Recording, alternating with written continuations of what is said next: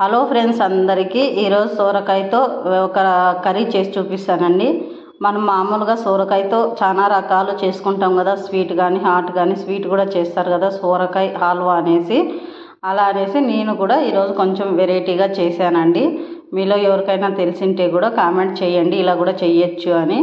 నేను ఇలా ఉంటుందని కొత్తగా ట్రై చేశానండి. చాలా బాగుంది. ఫస్ట్ టైం చేసినా కూడా చాలా టేస్టీగా కూడా ఉంది. రైస్లోకి తినచ్చు, ప్లస్ మళ్ళీ చపాతీలోకి కూడా తినచ్చు. ఇలా అండి. ఫస్ట్ వచ్చేసి సొరకాయ తీసుకున్నా అండి నేను. ఇలా చూడండి, బాగుంది, నేతగా ఉండేది. చూసేకి పెద్దగా ఉంది కానీ బాగా నేతగా ఉందండి, లోపలంతాను బలసలేదు. ఇలా ఫస్ట్ పైన పొట్టంతా జీవురుకోవాలండి నీట్గా. మనము ఇలాగ చూడండి, ఇలా పైన పొట్టు అంతా తీసేసుకుంటే మనకి లోపలంతా బాగుంటుందండి. ఈ పైన పొట్టు వేసుకుంటే ఉడకదు, తర్వాత కచ్చకచ్చ వస్తుంది కదా. అలా అనేసి నేను పైన పొట్టు అంతా తీసేస్తానండి సోరకాయకి.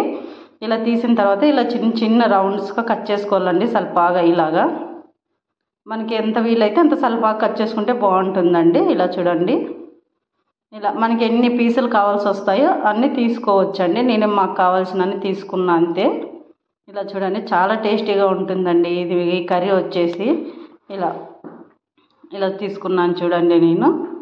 ఇలా అయిన తర్వాత ఇందులోకి మనము కొంచెం చిటికెడ పసుపు వేస్తున్నా అండి. ఇలా చిటికెడ పసుపు, చాలా టేస్టీగా ఉంటాయండి. ఒకసారి ట్రై చేసి చూడండి. కొంచెం కారం అండి మనకు తగినంత. ఇవి సప్పగా ఉంటాయి కదా సోరకాయ, కొంచెం కారం ఎక్కువే పడుతుందండి. కొంచెం కారం ఎక్కువ వేస్తే చాలా టేస్టీగా ఉంటుంది. కొంచెం ఉప్పు వేసానండి, మనకి టేస్ట్కి తగినంత ఉప్పు కూడా వేసాను.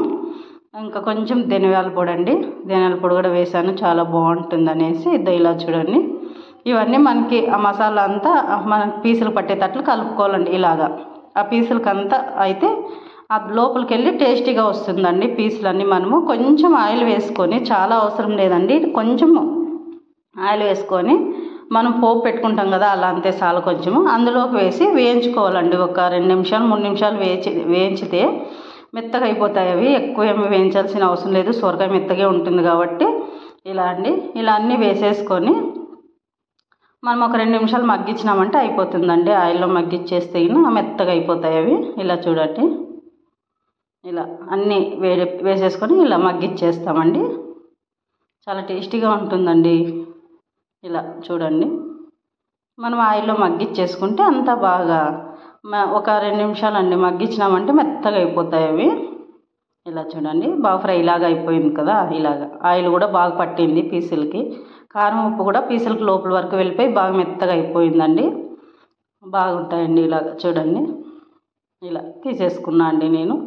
మనం పెరుగు అన్నాం కదా, ఇలా పెరుగు వేసుకుందామండి. మనము ఒక కప్పు తీసుకున్నా అండి నేను. మనం ఎంత చేసుకుంటామో దాన్ని బట్టి వాడాలండి మనం. ఆ పెరుగు తీసుకొని వేసేసుకొని ఇప్పుడు మనం పోపు పెట్టుకుందామండి. ఇలా పోపు పెట్టుకోవడానికి తగినంత ఆయిల్ వేసుకున్నానండి. పెరుగు కదా కొంచెం ఆయిల్ వేసానండి, ఎక్కువ వేయలేదు. ఎందుకంటే ముందే ఆల్రెడీ ఉంటుంది కదా, తరువాత వేసినాను కదా నేను అందులోను. అవి వేయించిండే దాంట్లో ఆయిల్ ఉంటుందనేసి ఇప్పుడు కొంచెం వేసాను. అందులోకి వచ్చేసి మళ్ళీ మనము కొంచెం జీలకర్ర ఆవాలు వేసానండి.